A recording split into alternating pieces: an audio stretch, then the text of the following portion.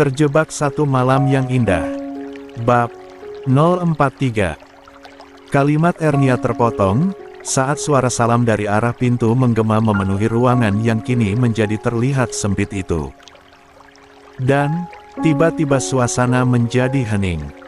Bahkan, pemilik suara yang berada di ambang pintu berdiri mematung menatap seisi rumah dengan iris yang bergerak perlahan. Lantas berkedip-kedip, dan dia menjerit dan langsung berlari masuk ke dalam. Berbarengan dengan Winda yang juga berlari, dan mereka berpelukan. Ernia tercengang. Masih ada Dinda yang ikut berlari dan mereka bertiga berpelukan lantas menari. Bersama dengan tangan bertautan dan kaki berloncatan beriringan. "Linda, anak tante?" tanya Ernia, seraya menoleh menatap sang tante yang ada di sampingnya. "Loh, Kuma kenal sama Linda." Keduanya saling kaget dan bingung. Lantas keduanya mengangguk dan mengulas senyum lebar dan saling berpelukan. "Hei, kenapa kalian ada di sini? Dari mana kalian tahu aku tinggal di sini?" Cerocos. Linda, seraya mencolek kakak dan adiknya. Lantas menyapai keduanya. "Bayar berapa kamu, Lin tinggal di sini?" Tegur si kakek. "Hehehehe, Linda kangen kakek. Mau cium?" rengeknya seraya menghambur ke pelukan sang kakek. Setelah itu, satu persatu semua orang dia jabat tangannya dan dipeluk. Hingga tiba ke sang mama. Linda memeluknya dengan sangat erat. Seraya melirik ke Ernia. Dan meraih tangannya erat. Tangan mereka bertautan. "Lin, dia Kak Kuma. Kamu tahu itu, tidak?" ujar Winda, membuat gadis periang itu lantas menoleh ke sang kakak. "Apa? Iya, Kak Kuma, adiknya Kak Gela," jelas Winda. Wait. Gladys yang tempo hari kita temui itu. Kak Gela yang dulu pernah tinggal di rumah kita selama 1 bulan. Ucap Linda dengan kening berkerut. Berbeda banget, sedikit. Dulu, Kak Gela itu pipinya agak cubi, tubuhnya juga nggak sekerempeng itu. "Iya," kata suaminya, "semenjak dia sakit, Kak Gela jadi semakin kurus," jelas Lena sang ibu. "Oh, pantas saja aku agak nggak asing. Tapi, Kak Gela sepertinya juga lupa sama aku." "Wajar lupa, kamu kan jarang di rumah," sela Winda. Linda terkikik, lantas merangkul Ernia dan menyapanya hangat. "Mbak, jangan katakan pada mereka kalau aku pacaran, ya. Nanti mama lapor papa, bisa-bisa aku digantung di tiang kapal," bisik Linda. Yang justru mendapatkan cubitan kecil dari Ernia. Dengan gemas dia mendelik. Menatap wanita yang selama ini bersamanya. Yang mereka sudah menganggap kakak adik. Ternyata memang adik sepupu. "Besok aku temui Reno. Kalau nggak cepetan melamar kamu, aku lapor sendiri sama Om Renda. Biar kalian dinikahin, welek," ancam Ernia pada Linda. Serius Mbak?" "Iyalah," sahut Ernia pasti. "Yes. Aku mau kalau begitu. Aku juga udah pengen kawin." Kaget Ernia, yang sontak membuat Linda terbahak seraya berlari menjauh darinya. Nenek Clara mengerutkan keningnya, menatap Linda. Lantas mencekal tangan gadis itu dan membuatnya berhenti. Mereka saling tatap, dalam diam. "Len, kok aku tidak paham dengan anakmu yang ini?" tanyanya pada Lena. "Iya, Bu. Linda dulu sekolahnya di Asriko. Jadi, dia pulang kalau liburan saja. Nenek memang belum pernah bertemu dengannya. Bahkan dengan almarhum Gela juga bertemu sekali, dan itu hanya sekitar 1 pekan." Lena menjelaskan, kenapa mereka tak saling kenal. Dunia itu ternyata sangat sempit ya. meski terpisahkan jarak dan waktu. Jika Tuhan sudah berkehendak semuanya untuk bertemu, tak ada yang bisa mencegahnya. Meski dengan cara yang hanya Tuhan yang tahu. Mungkin bagi sebagian orang mustahil, tapi bagi Tuhan itu adalah hal yang sangat mudah. Sekali lagi, tidak ada hal yang serba kebetulan di dunia ini. Semua rahasia Sang Pemilik kehidupan. Sebab, jangankan hal-hal beser, bahkan daun yang gugur telah Tuhan atur sedemikian rupa dalam kitab Lauhul Mahfuznya. Jauh sebelum kita terlahir di dunia. Jadi, kejadian demi kejadian yang meruntun dan beriringan terjadi. Bukanlah semata-mata terjadi begitu saja. Ada hal yang ingin Tuhan tunjukkan. Ada apa di balik itu semua? Ernia bersama keluarganya, menikmati kebersamaan mereka, menuangkan rindu dan cinta kasih yang tertunda selama ini. Sementara itu, di kediaman Awan, pria itu semakin merasa sendiri. Meski sang paman datang bersama keluarganya, tapi tak bisa membuatnya lantas terhibur. Kau masih muda, Wan. Menikahlah lagi, nanti. Setelah hatimu tertata kembali, ujar Daniel, seraya menepuk bahu Awan lembut. Apa perlu tante carikan wanita yang cocok untukmu, Wan? Tawar sang tante istri. Daniel. Awan tersenyum getir, dia hanya menghela nafasnya panjang. Lantas menatap kedua om dan tantenya itu. Lalu ke sepupunya yang berdiri di hadapannya dan menatapnya lurus. Aku ingin sendiri dulu om, tante. Mungkin, setelah ini aku ingin ke Jerman dulu. 1 atau 2 tahun. Sepupuku itu bisa sekali diandalkan. Nyatanya, hanya dalam 1 tahun saja, perusahaan bisa berkembang. Dengan pesat, ujarnya seraya bangkit dan duduk mensejajari saudara sepupunya. Anak Daniel yang tertua, yang dia beri kuasa memegang perusahaannya. Saat dia mengambil alih perusahaan sang ayah kala itu. Enggaklah, Mas. Semua itu karena memang perusahaan Mas Awan sudah berkembang. Saat aku pegang, sahutnya berwibawa. Mereka tergelak, sedikit membuat Awan melebarkan senyumnya. Daniel ikut senang. Sebab kesedihan yang tergambar dari wajah Awan sangat kentara sejak dia datang tadi. Mas Awan mau aku kenalin sama temenku, enggak? Orangnya cantik, loh. Dia seorang model, ujar Dila, anak kedua Om Daniel. Hahaha, pusara istri Mas Awan saja masih basah, Dil. Mas belum kepikiran untuk ke sana. Sudahlah, jangan membahas hal itu. Awan mencoba mengalihkan pembicaraan itu ke hal lain. Apa jangan-jangan Mas Awan sudah punya seseorang ya? Goda Dila sekali lagi. Dila, sang ibu menegurnya. Gadis yang berada di sofa seberang Daniel itu terkikik, seraya melirik Awan yang tersenyum tipis dengan sorot mata yang pilu. Tidak, Awan masih belum bisa berpaling dari masa lalunya. Gladys yang utama. Ada rasa sesal yang terikot dalam di hatinya. Sebab, terlambat mengetahui tentang semua penyakit yang diderita sang istri. Lalu, tentang cincin kawin mereka yang terlepas sendiri.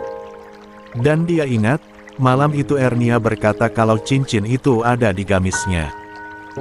Lalu, kejadian saat Gladys ingin sekali melepaskan cincin itu. Saat Ernia ada bersama mereka. Kemudian, Gladys yang menuntun tangan Ernia agar menyentuhnya. Semuanya bukan hal yang biasa.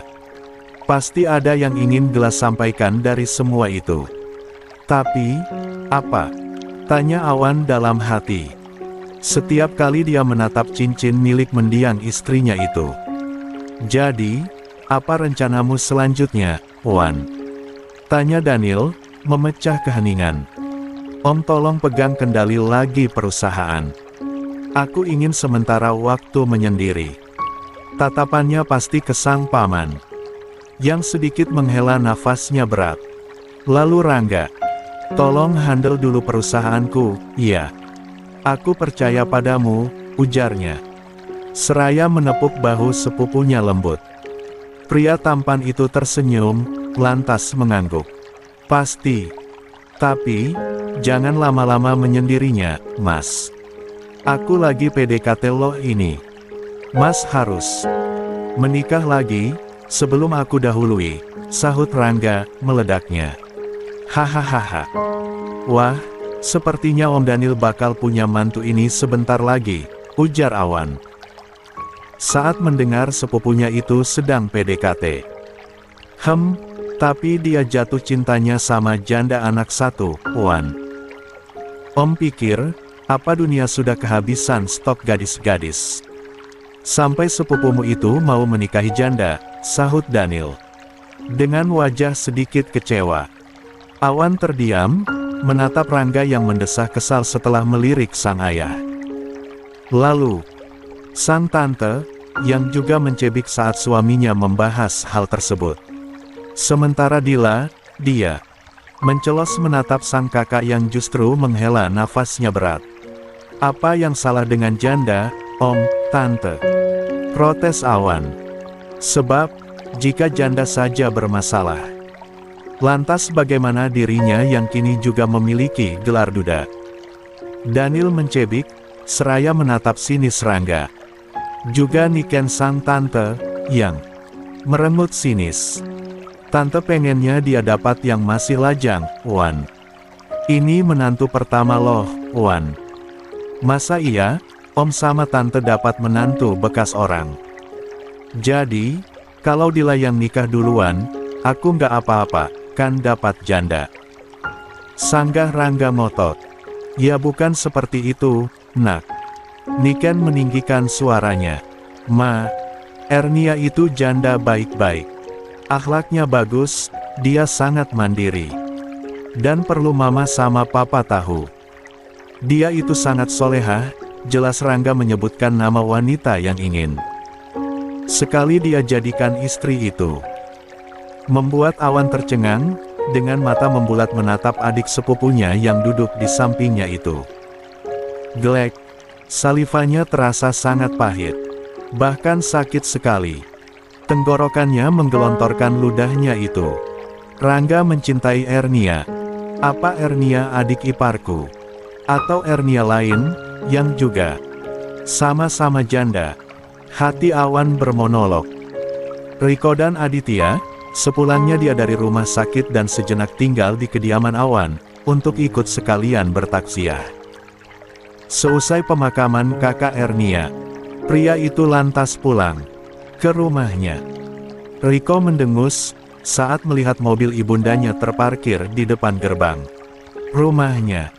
Cek, apalagi si mama, cebiknya kesal.